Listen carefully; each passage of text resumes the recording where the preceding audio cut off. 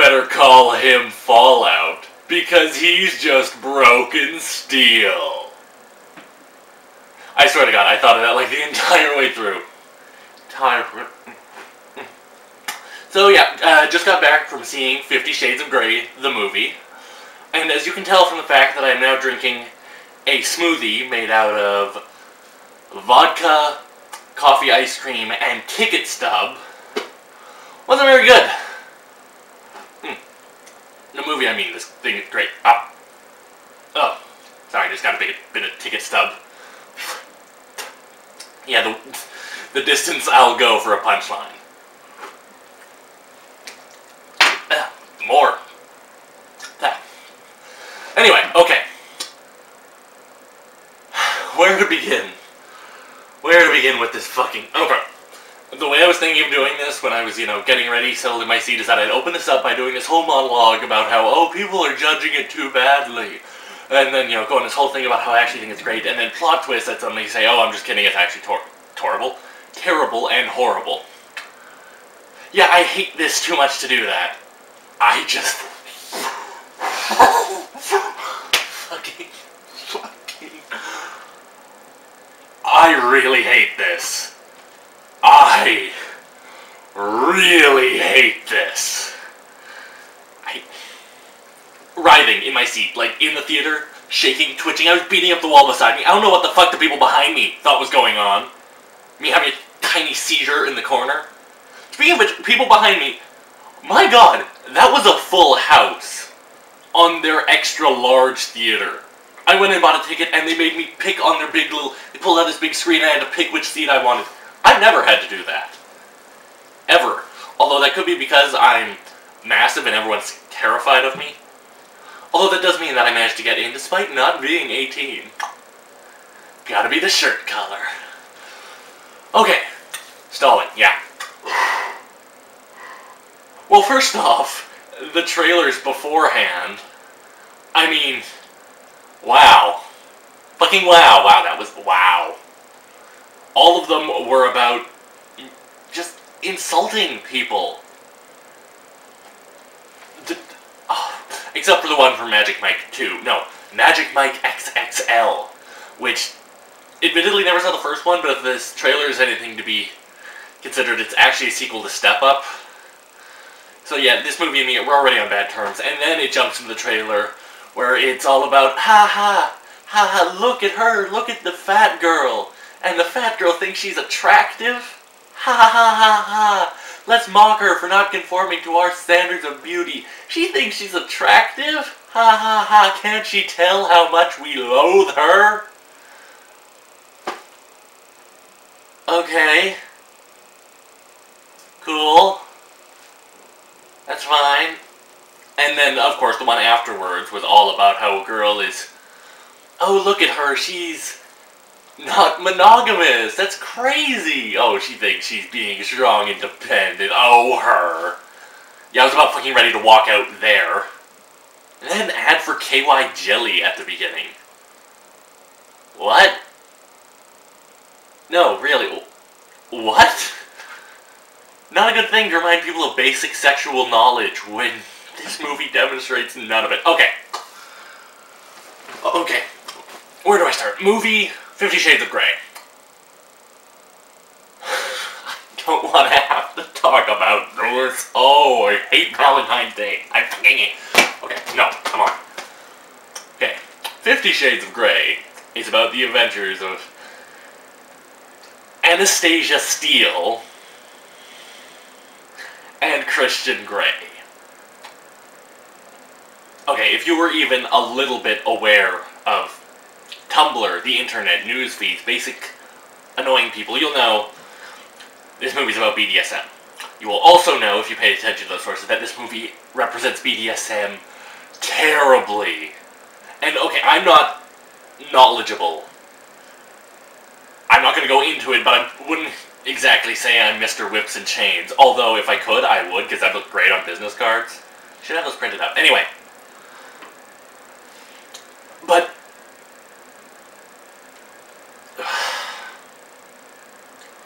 so the movie opens with Miss Anastasia Steele going to do an interview with the famed billionaire Christian Grey. Which is so bizarre to me, because throughout the rest of the movie, when, you know, Anastasia and Grey, they're romancing, they're all smushy, fucking blah blah blah, and she introduces him to people, they have no idea who he is. They don't have a freaking clue who the hell this Christian Grey guy is, except that the entire first act is all about, oh, it's Christian Grey. Of course. Quite. Did the writer have a stroke between writing the first act and the others? Did they just forget who he was? It'd be like somebody, I don't know, banging Bill Gates and bringing him to a party and everyone going, oh, hey, William, right? It's just, what? No, you don't get to... Okay, moving on. So the two meet, and they have their... Oh yeah, she meets by tripping into his conference room for no reason. It's not... It doesn't have anything to do with anything. It's not brought up later. It's not...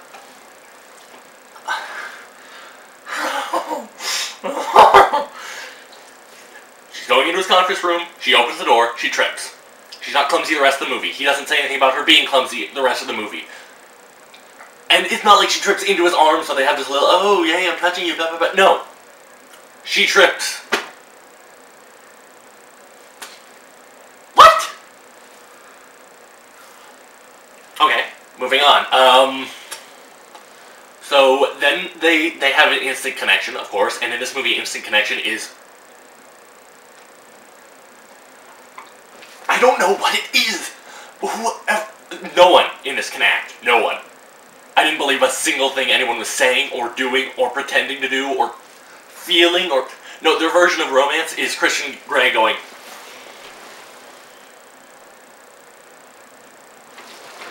And of course, Anastasia's reaction to this heartfelt compliment is... I haven't seen this many wide-angle close-ups since... What, Les Mis? Another dreadful movie, but moving on. Okay. So then he establishes how much... Oh, yeah. He stalks her, for one. He meets her at a hardware store where she works. And don't you dare say that, oh, he was just shopping there and she happened to work there. No. No, because he was obviously going there for bondage components. And then he decided to hit the local hole-in-the-wall hardware store? He's a billionaire. Go to sex shops.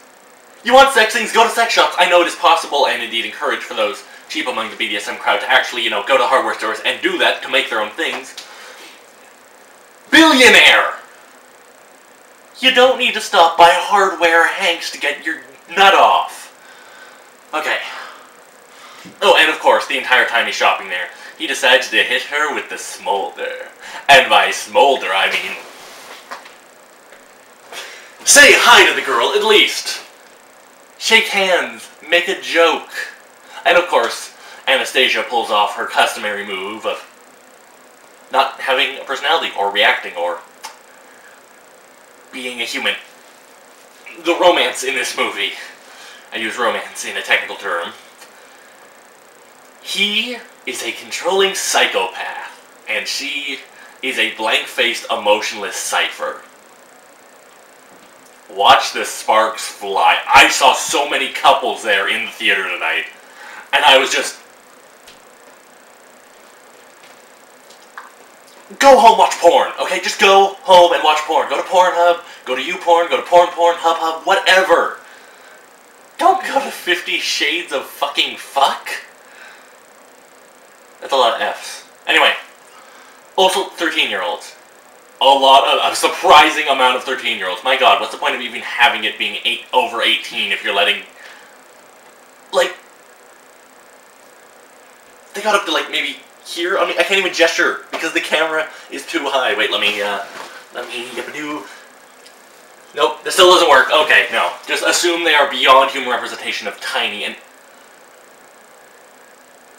Okay, moving on. The first act of the movie is about Grey and Steel names. Oh, okay. Of Ray and Steele falling in love, despite the fact that he constantly makes speeches about how bad he is for her and then constantly sends her gifts. The second act is about... Oh, wait, one more thing. First act. She goes to a bar. She gets drunk. Then she calls him to tell him off for being such a dickhead, which is understandable. Then he shows up at the bar. He knows where she is at all times. He does this multiple points through the movie. Just knows where she is, and she doesn't question it. She doesn't say, hey, you were on the other side of the city. How did you... Also, she has a flip phone. Seriously, just like a early 2000s flip phone. Everyone else has MacBooks, and Gray has an iPhone. It's such a bizarre... Moving on, okay. She gets drunk there. Okay, she gets completely knocked on her ass drunk. And so Christian decides to take her home. Let me rephrase that. Christian decides to take her to his hotel room, where she wakes up in different clothing, and then takes the drugs that he left on her nightstand table.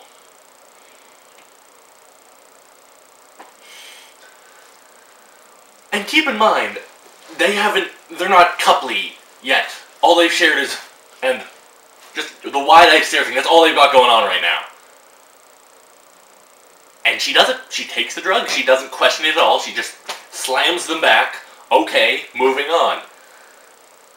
Do you have any survival instinct, lady? Okay.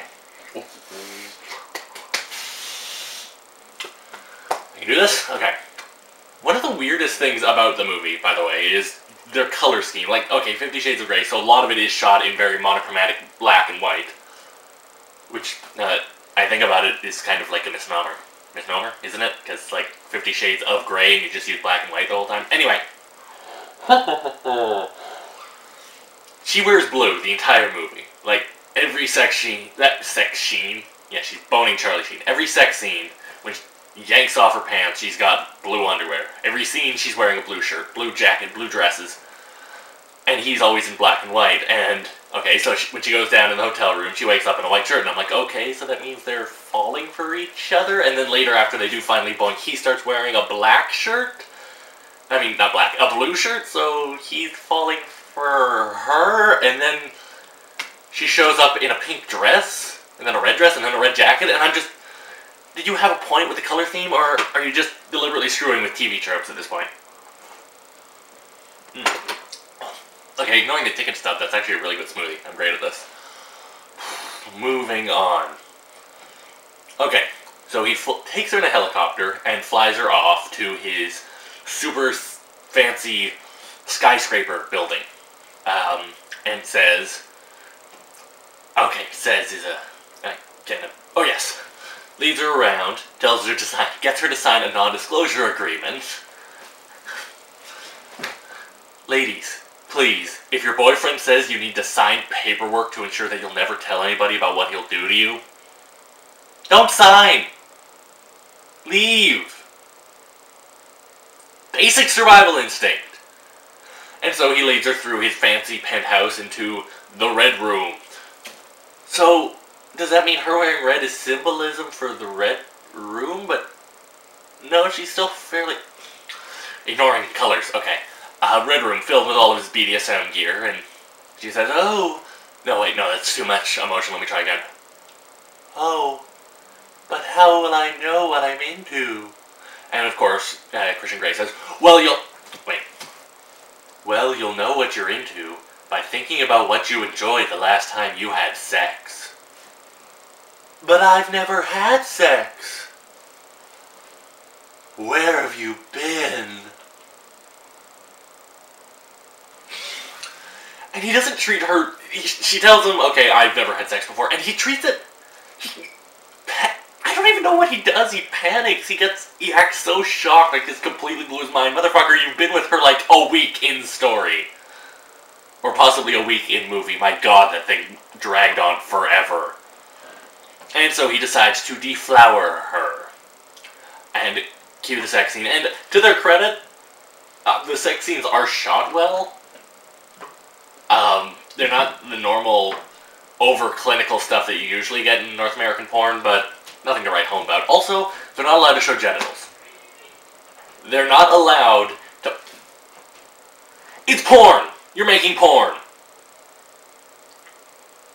But you're not allowed to... They do show pubic hair. So, score for all you pubic hair fetishists out there. Just enough to make you think, oh, they actually have genitals. But they always cut away just before you'll actually see what they have. So technically they could all be Ken dolls that people have just glued steel wool down. I wouldn't doubt that. I could see that, especially with their acting. My god, no one, I swear. So yeah, they bang. And she is perfectly, like, has a fantastic first time. And is under no pain, because virgins never have pain when they're having sex. Moving on. And then she wakes up to him playing his piano in the dark of the night, where he's sitting there being all soulful and Benny and the Jets, and he's pulling his Todd in the Shadows routine, and I'm just sitting there saying, just thinking to myself, my god, you're whiny. My god. And of course, she immediately drags him off to have sex again. Thankfully, we don't have to sit through that boring-ass scene. That's Act 1. Act 2 is him basically pressuring her into agreeing to be his submissive. Fairly boring and really creepy. He sends her gifts. He sells her car at one point. I don't know. Moving on. And he gave her, you know, a whole bunch of legal documents to look over so that she can make sure that she's perfectly fine with being his submissive. And my particular favorite would be, okay, well, one, when she Google image submissive and she saw a bunch of pictures, and one of them was very distinctively a drawing that I found in a life drawing class online. I'm like, hey, woman in handcuffs, woman in profile in gray room with blindfold and handcuffed to the ceiling. I've drawn you. Nice to see you again. Nice to know you're still getting work. What if she got paid extra for that? Oh, and of course, the entire time she's researching this, he's pressuring her, sending her emails, being a creepy. Let me make this clear. He is creepy. Okay, he's not sly, he's not charming. There's no reason anyone would possibly want to have sex with this guy. He's a sociopath. The entire movie is just her demanding emotional attachment and him denying it. And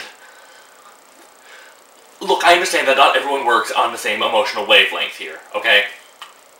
But if you and your significant other cannot agree, and you, Christian Grey, if you cannot talk to them, if you cannot communicate, then this is a bad relationship, and everyone involved needs to leave until you can communicate.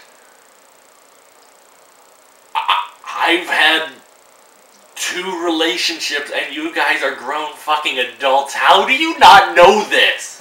I'm not even out of high school yet, and I know communicate. Wait, more vodka. I need more vodka. Good. To get through this more.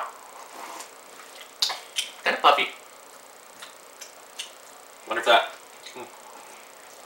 Wonder if that's because I threw a ticket stub in there. Anyway, okay. So... There we go. I knew that would drive some people crazy if I didn't fix that. Anyway. So... She decides to have a business meeting with him to look over the contract. Which he does in his low-light room cast over with ominous orange underlighting, because, you know, all offices have one of those. And they go over the documents, and they're making notes, and everyone in the audience behind me is laughing. And it gets to one point where she asks him, "What's a butt plug?" And everyone back, no wait. What's a butt plug? Why does my Anastasia impression sound like what is it? Ferris Bueller's Day Off. Matthew Broderick. There we go. Why does my Anastasia impression sound like Matthew Broderick? That's a lot of fish in my vagina. I'm going to hell for that. Anyway, okay, so they do the business meeting, and yes, what's a butt plug? Everyone behind me burst out laughing. The entire theater was roaring at that line. And I'm like, ha, no, wait, no, ha ha ha, we're going back a minute. She Googled submissive. She had some undetermined amount of time, because space and warp and time is bendable in this script, but she had time, okay, to Google submissive to look over an entire folder of legal documents. And when she found a word she didn't understand, she didn't Google it. A scene ago, a montage ago, you had her Googling things that she didn't understand. And now we're just supposed to expect that she got bored? Maybe she was using Bing and the entire thing crapped out on her. Anyway, so they have their big meeting and Gray says, I want to have sex with you. No. I want to fuck you. Just doing that impression makes my actor thing hurt.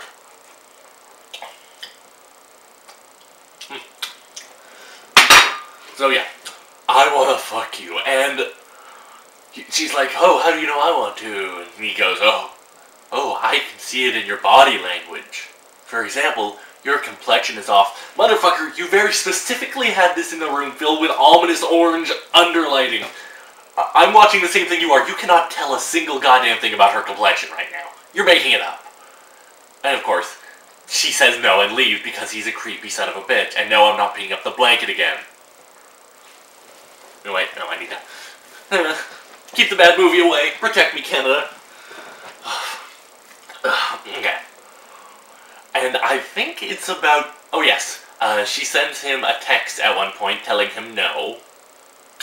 No, I will not have sex with you. And so he breaks into her house, ties her up, and has sex with her anyway. I am going to repeat that. When he gave her the legal documents about agreeing to be his submissive, she said no, and he broke into her house and had sex with her. I do not care that she decided she liked it. That is not something the protagonist should be doing. That is not something anybody should ever be doing.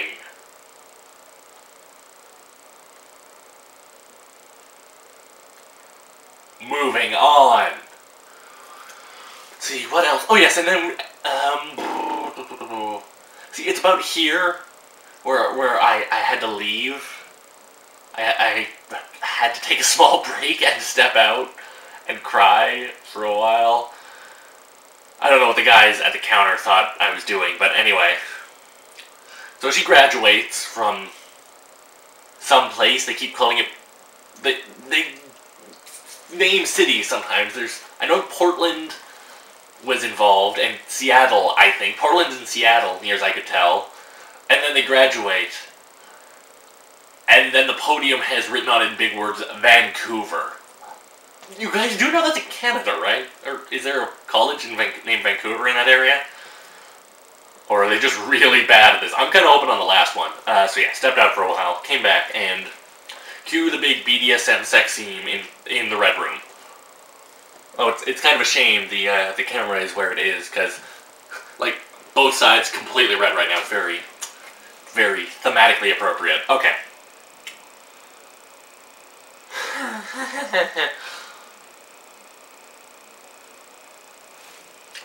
So, cue the BDSM sex scene. Again, she's wearing blue underwear. For reasons I don't know. And, in all fairness, whoever did the sound on that movie really did well, because you can hear all of the little clicks and the little zzz-doo-be-doo and the whipping, and yeah, they did good on the sound. They did good on nothing else. That's another thing. The dialogue, I know everyone made fun of it, but they kind of downplayed the crazy badness of it. The kind of badness where you just had to sit back and say, my God, you don't know what the hell you're doing. And it's all like that. In the first interview with him, he just says, out of nowhere, wait, gotta get my wide-eyed, pointless, blank face ready. So, tell me which author got you into loving literature. And he lists a bunch of names, and she says which one it is. It comes out of nowhere, and it's never referenced again. It's supposed to be a statement on how cool and suave and how he can read people. Christian Grey cannot read a single goddamn person. He's a sociopath. He brings her in emotionally, then beats her when she does things. Brings her in emotionally, then when she says, I want to be emotionally close to you, He beats her and sends her away. Then he tries to get her emotionally close, sex with her, gets her finding fancy toys, goes on a date with her, sleeps with her, and all of a sudden, ding, we're back. Oh, I love you again. Oh no, you can't get close. Boom. It's a fucking yo-yo, and the entire third act is that. They have given up the third act structure a while ago. It's just things happening. She goes to Georgia. He hunts her down in Georgia. He knows where she is in Georgia, despite the only information he has being in Georgia. And he hunts her down because he's creepy. But of course, you know, we're not going to question it. We're just going to say, oh, you're such a manly, blah, blah. No, wait, no. Sorry. I'm not giving this movie enough credit. You're such a dark and sexy, I guess? He's generically good looking. Okay, I don't want to, you know, bash anyone's appearance, but everyone in that movie is generically good looking. Christian Grey has generically... oh, he does have nice shoulders. I'll give him that much. The man's got a great set of shoulders, but... just kind of generic chest, generic facial features, generic chin, generic beard. And don't make me say the whole name. The girl, Steele, okay? Just not the whole name. She's got, you know, generically pretty features and a generically nice body and generically nice hair.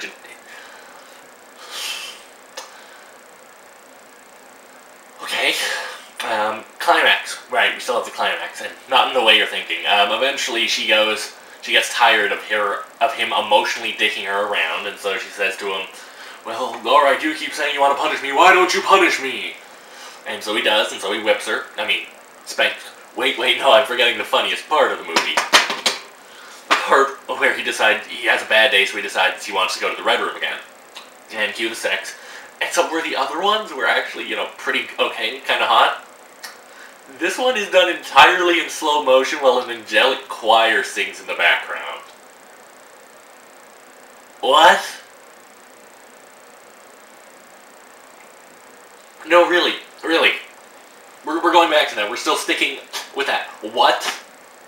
You got tired of having actually interesting sex scenes and decided, you know what, no, we're going to do the entire thing in slow motion while someone goes, oh, I swear, I thought they were doing the John Williams Star Wars music all of a sudden. Really hope I got that composer right, or I'm going to feel really bad when this is done. So yes, she finally snaps, tells Christian to punish her the way he keeps threatening to, and he spanks her, and then she leaves. And we allow a beat for that to sink in while I look around trying to be disbelieving. Beat. What? That's it?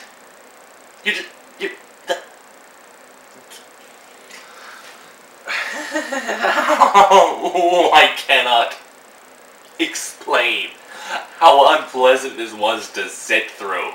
It is unpleasant and boring. The two worst combinations. It wasn't even so bad it's good. You know, I saw it because I thought it was going to be so bad it's good, okay? Everyone out there who likes movies that are so bad it's good, do not see this. It is not so bad it's good. It's so bad it's unwatchable. Like, okay, admittedly, the sex scenes are... we're skipping the slow motion choir, but the sex scenes aren't too bad, and... give me a minute, I'll think of another compliment. The acting was terrible. The soundtrack was generic, which is odd because it was Danny Elfman. How did Danny Elfman get involved in this? Seriously, how the hell did that happen? I kept wanting the Batman theme to go on while Christian Grey was banging away. Or possibly, what's this? What's this? There's ball gags everywhere. What's this? There's whips in the air. What's this? The kids are trying to... no, wait, no, not kids. Crap. Abort the joke. Run. Oh, that went to a dark place. Okay. Oh yes, and they dramatically revealed his backstory at one point. That he had a drug-addicted mother prostitute. And that's it. Which means he literally has the exact same backstory as Elijah Wood's Maniac. What? So just to recap. The difference between crazy stalker serial killer who cuts people's scalps off and nails them to mannequins, and heartthrob appears to be your last name is a pun. Which would make sense if Elijah Wood was in a porno. Oh, that was a vintage joke. Dating back to at least the 1990s, though some scientists theorize it is far, far older.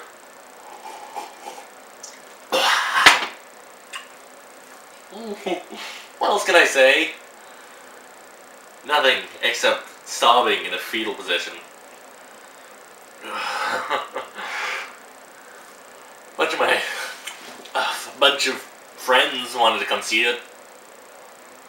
I did not see it with friends. I am not the person who sees bondage porn with friends. Or significant others. Or really anything. Anyone. Just bondage porn and me. We'll have our own thing. Okay? And everyone else can have bondage porn in a group, in a party. We just have a very closed off relationship. We're very monogamous. Also, I guess if it was polyamorous, I'm bad at metaphors, okay?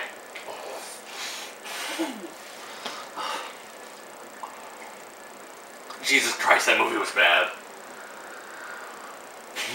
Oh, I might do a full-on video review of this, okay? It was that noticeably, uniquely bad. Every moment kept topping the other. I'm willing to bet I forgot at least half of the crazy badness that was in that movie. Oh, there was him when he was describing his problems to Anastasia Steele. Son of a bitch, I said I wouldn't say it. Okay. Steele, when he's describing his problems to Steele, and she says, oh, why won't you let me touch you? And he just turns away from her dramatically and says, because I'm 50 shades of fucked up. And I swear to God, the soundtrack, stopped for a minute, and his voice got louder than everything else in the scene. I swear that they did that joke, and then it wasn't really testing well in the test audiences, so I decided, you know what, no, cut the mix. We need to have this joke loud and proud, because everyone needs to hear our unique comic stylings.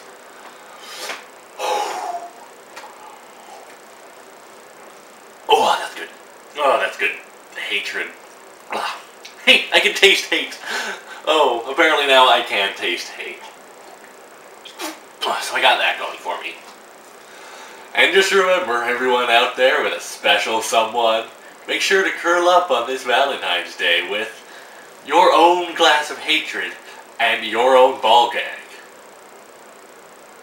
Although not at the same time, just trying to drink with a ball gag, maybe oh. Yeah, this review's over.